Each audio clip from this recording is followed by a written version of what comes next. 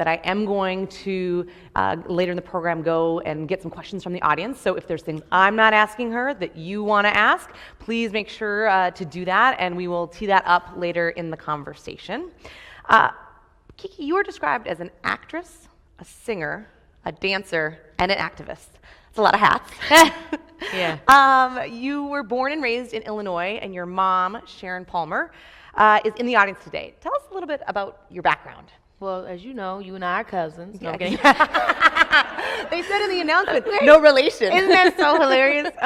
So my background, I grew up in Illinois, as you said, south suburbs, to Larry and Sharon Palmer.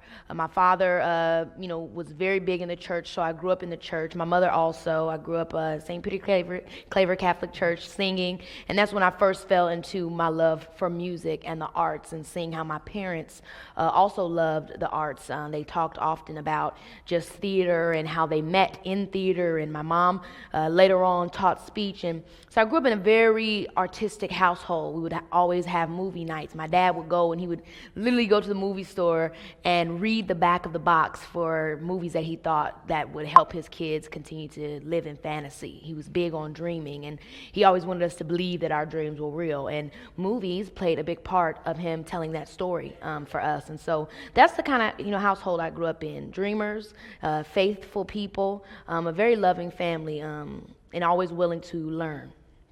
Well, you've also been a part of history. As he mentioned, you were the first African-American woman to star as Cinderella on Broadway. Oh, thank you. This was in September 2014.